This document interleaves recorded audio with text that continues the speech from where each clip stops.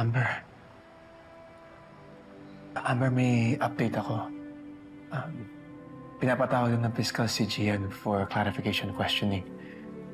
Dahil sa daming isinampang complaints na lalaban kay Ronnie. Di mo na ako kailangang i-update. Nabalitaan ko na kay Tristan. Saan ka pupunta? Stay muna ka, Grace.